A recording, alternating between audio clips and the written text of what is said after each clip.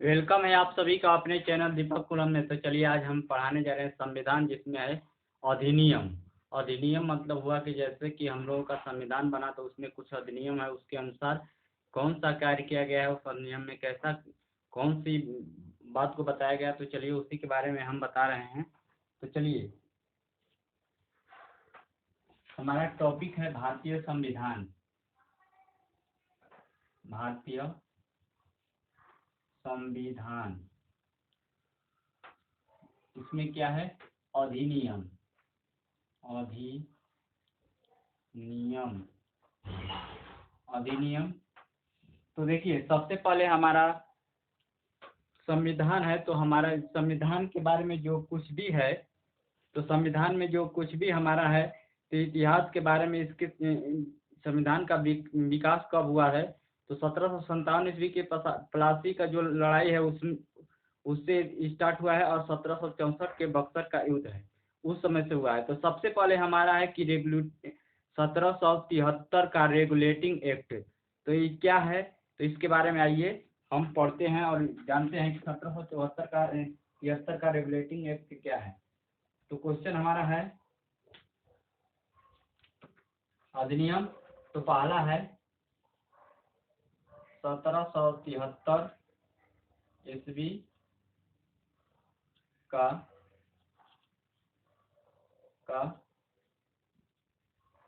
अधि 1773 ईस्वी का रेगुलेटिंग एक्ट। रेगुलेटिंग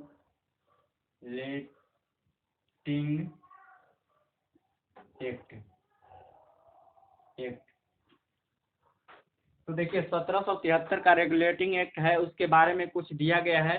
तो 1773 का रेगुलेटिंग एक्ट है, इसमें दिया गया है कि भारत में ईस्ट इंडिया कंपनी के कार्यों का नियंत्रण करना और करने की दिशा और ब्रिटिश सरकार द्वारा उठाया गया पहला कदम, और अर्थात कंपनी के शासन पर संसदीय नियंत्रण स्थापित करना। तो इसमें क्या है, पहला हमारा ये है।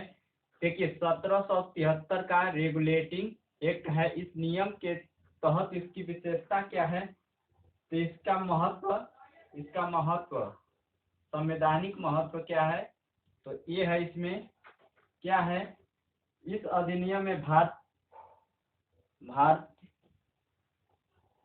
में ईस्ट इंडिया कंपनी के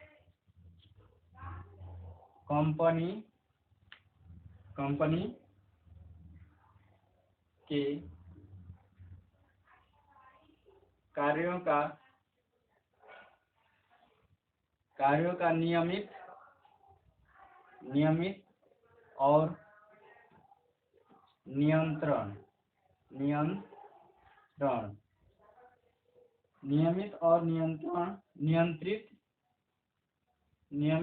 का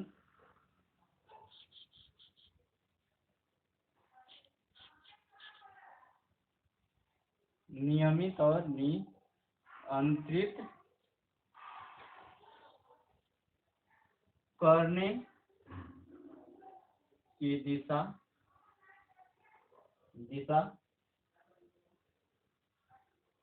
दिशा अर्थात और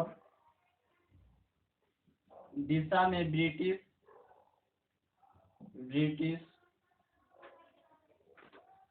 ब्रिटिश द्वारा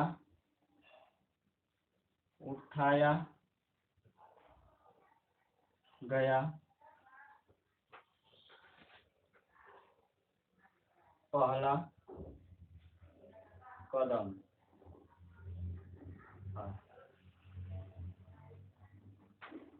अर्थात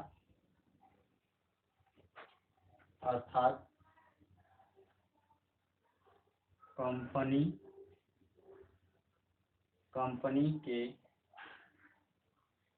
शासन पर संसदीय नियंत्रण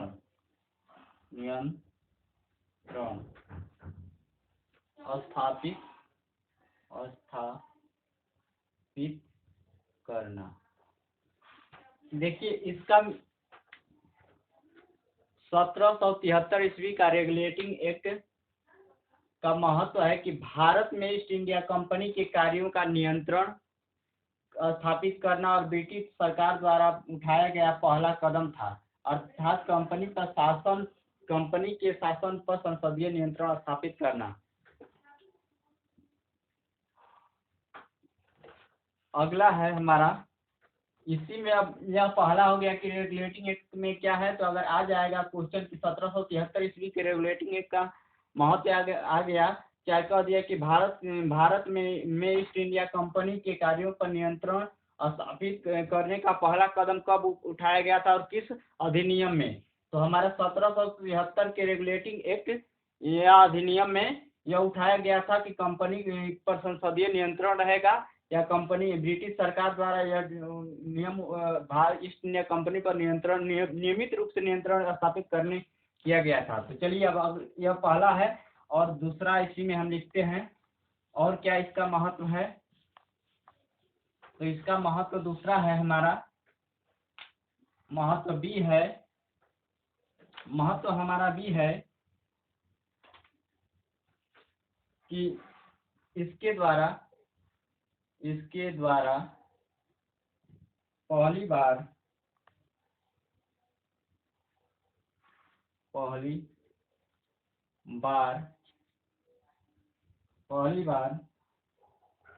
कंपनी के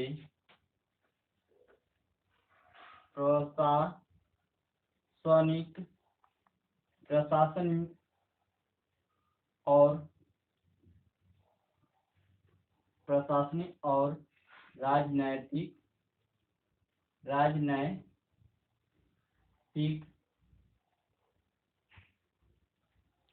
कार्यों को मान्यता मिली। इसमें दूसरा महत्व है कि इसमें पहली 1773 ईस्वी के रेगुलेटिंग एक्ट के द्वारा पहली बार कंपनी को प्रशासनिक और राजनैतिक कार्यों को मान्यता मिली। और सी इसका है कि इसके द्वारा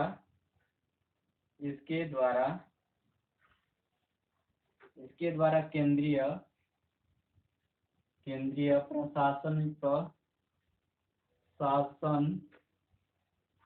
प्रशासन की नींव रखी गई। इसके द्वारा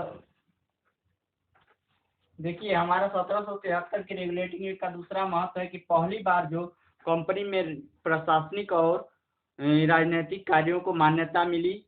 और दूसरी बात है कि इसके द्वारा केंद्रीय प्रशासन की नींव रखी गई। तीसरी मान्यता है, पहली हमारी मान्यता थी कि भारत में ईस्ट इंडिया कंपनी के कार्यों पर नियंत्रण और नियमित नियंत्रण स्थापित करना और कंपनी के संसदीय नियंत्रण स्थापित करना।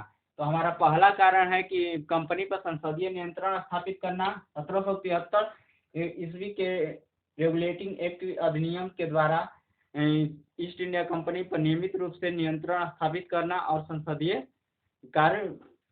संसदीय नियंत्रण स्थापित करना।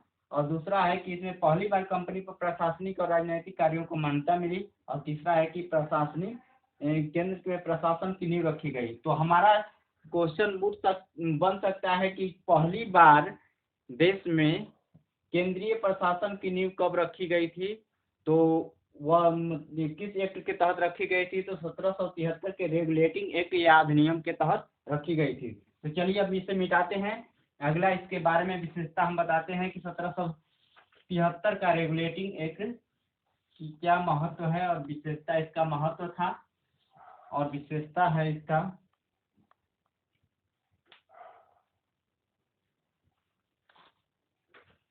देखिए 1773 ईस्वी के इसका विशेषता है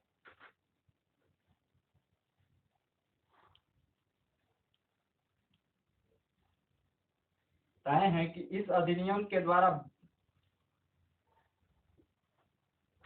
इस अधिनियम द्वारा इस अधिनियम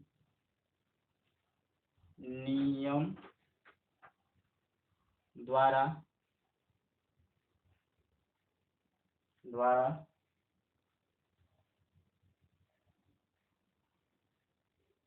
इस अधिनियम द्वारा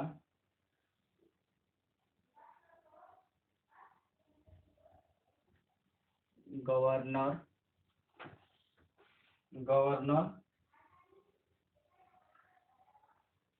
इस अधिनियम द्वारा बंगाल के गवर्नर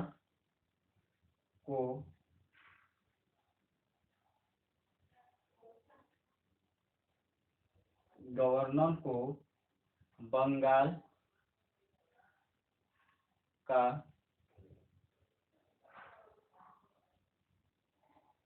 गवर्नर जनरल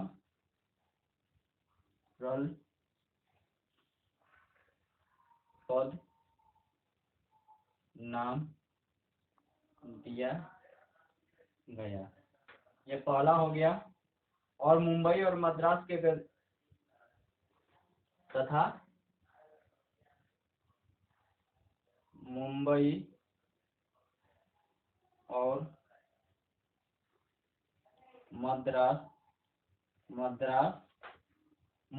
मद्रास के गवर्नर के अधीन था।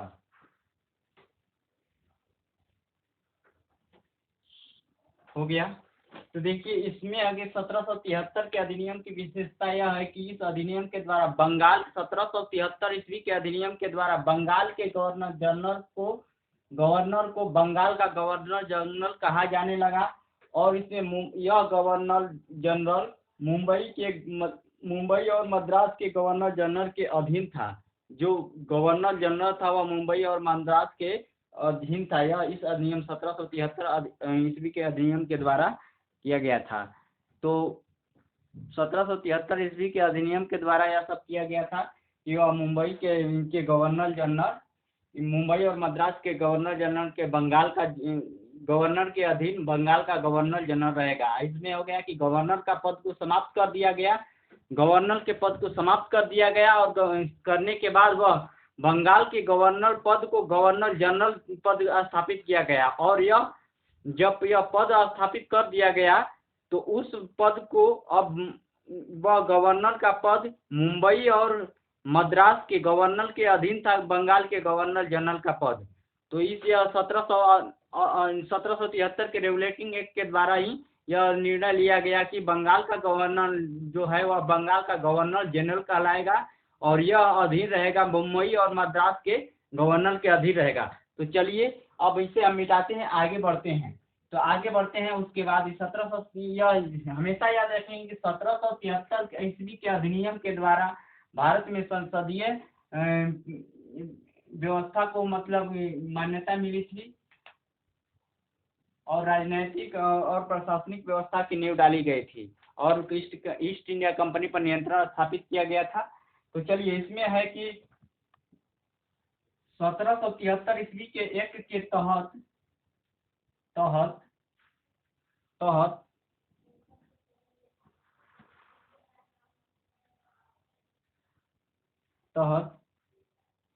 बनने वाला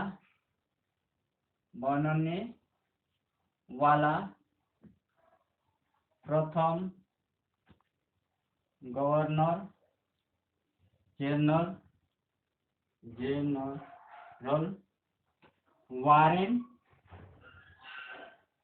लॉर्ड वारेन हेस्टिंग्स था। लॉर्ड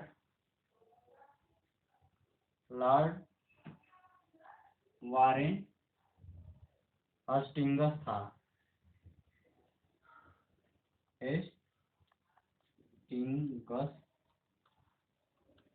हेस्टिंग्स था। देखिए ये 1773 ईस्वी की 1773 के रेगुलेटिंग एक्ट के तहत बनने वाला प्रथम गवर्नर जनरल कौन था? तो लॉर्ड वारेन हस्टिंगस था। इसी को भी प्रथम गवर्नर जनरल कहा गया है। कि प्रथम गवर्नर जनरल कौन था? तो यह लॉर्ड वारेन हस्टिंगस था, जो कि हमारा देश जब आजाद नहीं हुआ था तब पहले का था, जब स्वतंत्र नहीं था तब का यह वारेन हस्टिंगस था। वारेन हस्टिंगस था। तो चलिए आगे बढ़ते हैं। इसमें आगे क्या दिया हुआ है?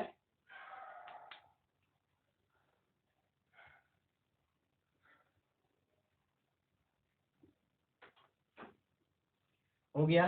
अब देखिए अगला हम चलते हैं इसी में, यज्ञ के तहत इसकी विशेषता है कि कलकत्ता के इस एक दूसरा है कलकत्ता।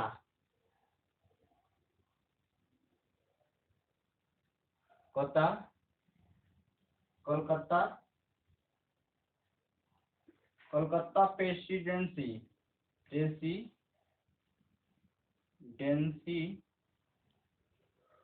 सरकार की स्थापना की गई। इसमें है कि प्रेसिडेंसी सरकार की स्थापना की गई,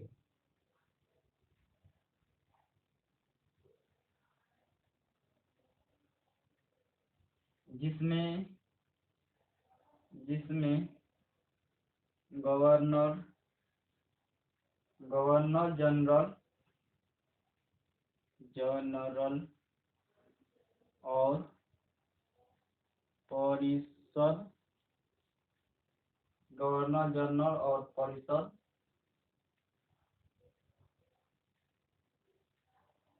के 4 सदस्य थे।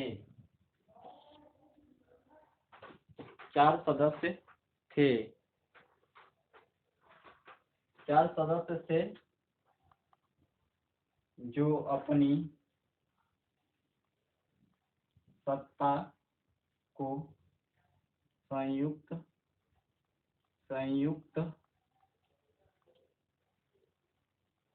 रूप से